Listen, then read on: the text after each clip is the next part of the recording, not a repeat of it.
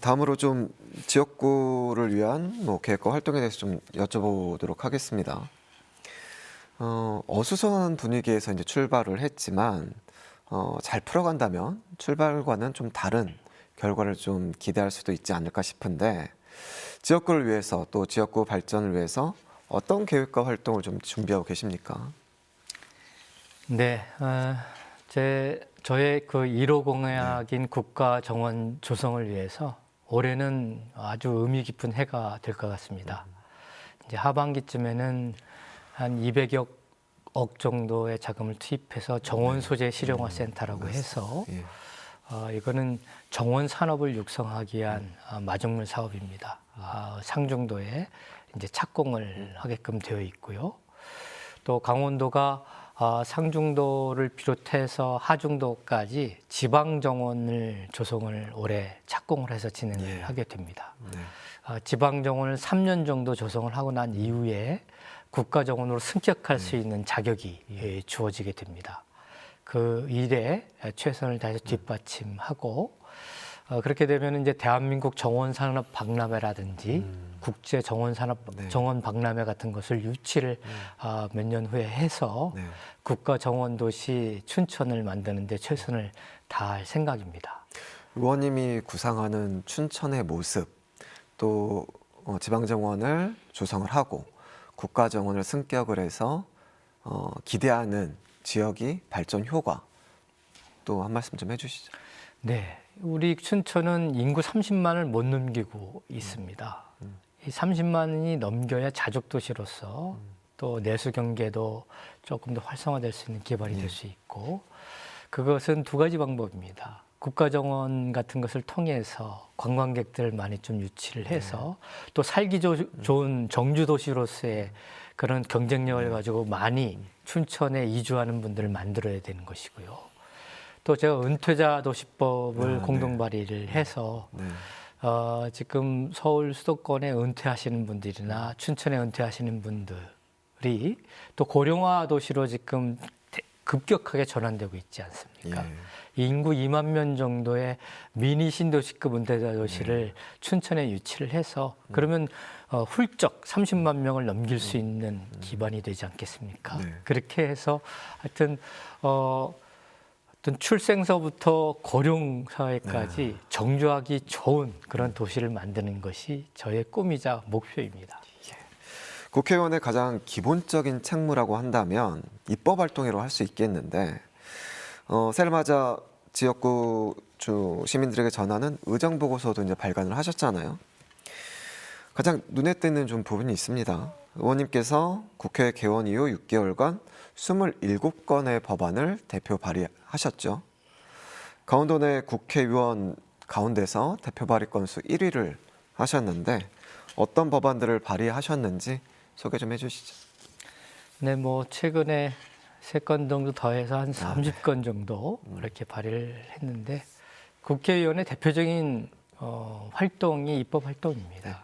그래서 우선 뭐 원주의 혁신도시가 세워짐으로 인해 가지고 원주가 급격하게 성장하는 계기가 되듯이 혁신도시법을 대표 발의를 해서 기존에 조성된 혁신도시 이외의 지역의 혁신도시를 추가적으로 조성해서 균형 발전을 이루는 그런 관련된 법을 제안을 했습니다.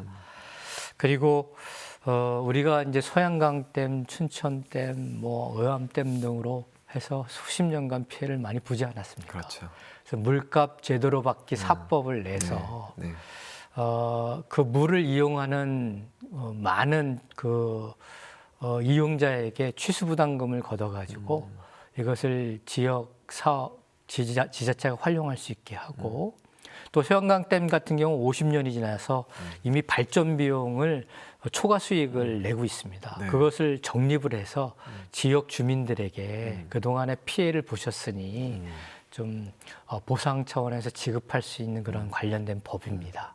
그런 법도 제가 냈고 또 경계선 지능인에 관한 법, 자동차 급발진 사고에 대해서 규명할 수 있는 제조물 책임법 이런 관련된 법들을 대표 발의해서 지금 잘 진행하고 있습니다. 전 개인적으로 궁금한 게 이렇게 법안을 많이 발의를 하시잖아요. 그 법안 발의 과정, 이게 많은 법안을 좀 발의하면은 되게 고민도 많이 하고 일도 많이 해야 될 것 같은데 의원실이나 또 의원님이 법안 발의 과정 좀 어떻게 좀 이루어지고 있나요? 하나의 법안을 만들기 위해서는 한 최소 6개월에서 1년 정도의 시간이 필요합니다. 그 사이에는 우선 지역민들 또 관련된 그 법안에 관련된 전문가들 그리고 국민들 간의 간담회를 적어도 세네 차례 정도를 해야 합니다. 그리고 그 관련된 교수님들이나 전문가들 간의 전문가 간담회도 세네 차례 해야 되고 또 입법 공청회를 열어야 합니다. 그리고 상임위를 거쳐야 하고 본회의를 거쳐야 하는 그런 지난한 과정들이 있는 것이죠. 그렇게 이 법이 그냥 우발적으로 그런 과정이 아니라 정말 필요한 곳에 생명과 같은 그런 법이 되기 위해서 최선의 노력들을 시간을 내서 준비하고 있다 말씀드리고 싶습니다. 굉장히 좀 바쁘고 치밀하게 좀 준비가 해야 되는 상황이네요. 법안 발의를 위해서는. 그렇다면 지난해를 이제 돌아보고 올해 목표에 대해서도 좀 한 말씀 좀 부탁드릴게요. 뭐 춘천 시민들하고 하는 또 약속이라고 생각하셔도 좋습니다. 올해는 국가가 국도, 국지도, 철도, 고속도로를 5년마다 계획을 세우는 아주 네. 중대한 시기입니다. 그래서 춘천 속초간 고속철도뿐만 아니라 원주에서 춘천까지 이어지는 내륙 고속철도 네. 이것을 꼭 철도망 계획에 반영을 시켜야 하고요.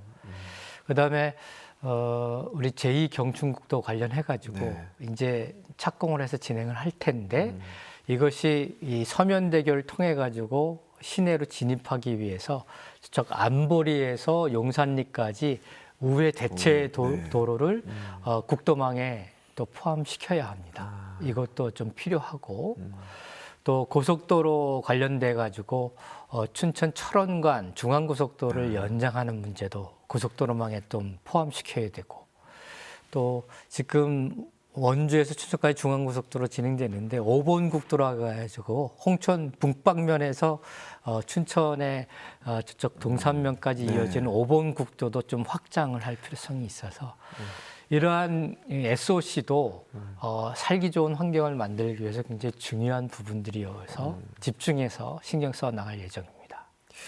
예, 의원님 오늘 말씀 감사드리고 올해도 지역구를 위해 국민을 위해 활동 부탁드리겠습니다. 예.